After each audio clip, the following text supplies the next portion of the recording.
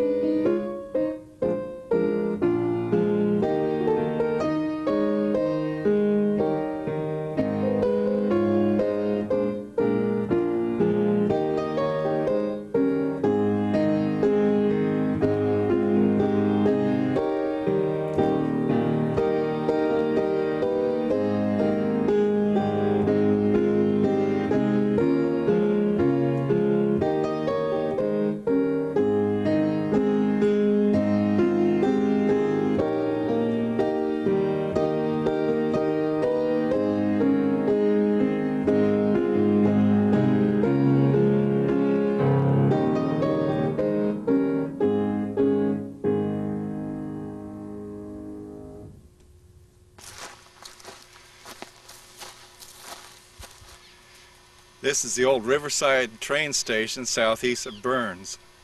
What about Riverside? Are you familiar? Well, now Riverside... There was a railroad station there. Yeah, it was still standing when we lived up there, the railroad station. You see, at Juntura, when they built the railroad up through this Malheur River, and then what they called the end of the railroad, you see, at Juntura, you wouldn't believe it to go up there now, but there was over 7,000 people lived in Juntura. Why? There was 2 banks and 2 hotels, and 4 or 5 saloons, and and a grocery store too, and whatnot. What an area! But that was the end of the railroad. Well, they poked the line then on up through the river, and that's a real rough canyon from Juntura up to Riverside. The road don't follow the river, but up through there, you have to go out around. Then when they got the railroad line laid up through that canyon to Riverside, why everybody from Juntura moved up to Riverside. That was the end of the railroad. Oh, so it was quite a big town at one time. And at one time, I don't know just how many. I can't remember if I was ever told how many people. I think it might have been around 1,000. Oh, there've been more than that. Because they was the same, just like Juntura. There were a couple of banks there, and but it only lasted for maybe 2 or 3 years is all. Oh, the railroad would go on and up the country to Venator, and then Crane, and then on up to Burns. You see, and everybody moved right to the end of the railroad.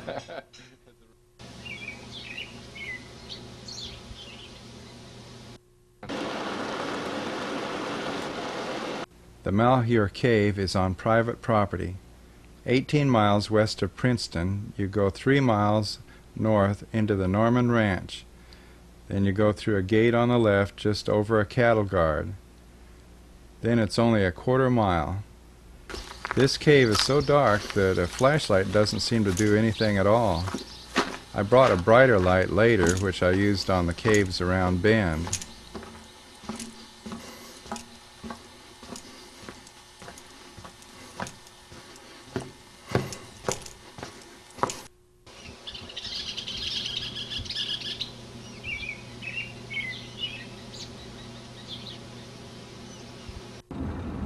About 10 years ago, there was a grocery gas station here on this corner. Now there's only a post office here, and instead of New Princeton, they've gone back to the old name, just Princeton. Most of the buildings from Old Princeton have also disappeared, except for this old deserted ranch on the next corner south of the post office. Pete French had a unique idea in his day. By making a round barn, he could exercise and train horses even in the middle of winter blizzards.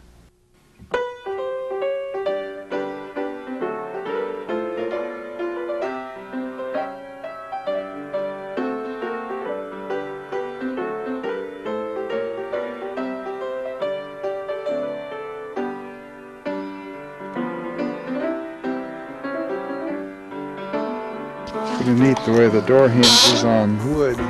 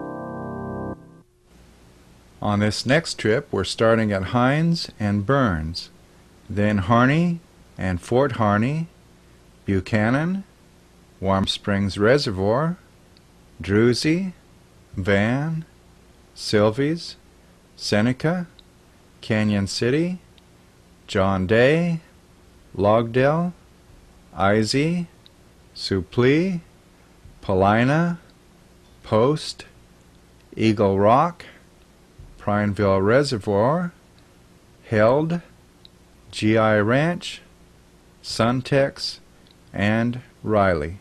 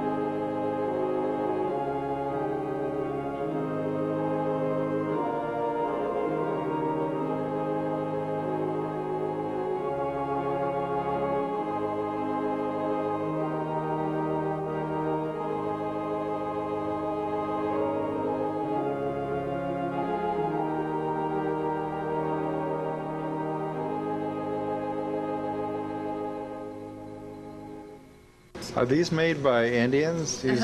Oh, she's a Paiute. A Paiute? That's what we have around here. Oh. We have Paiute. a reservation in Burns. Navajo, Papago, and... Papago, Navajo, Zuni, Paiute, Panic. Huh. Quite a few of them anyway. Surrey, they do the ironwood. It has a special those are all religious beads, meaning, but too. I can't remember I what can't either.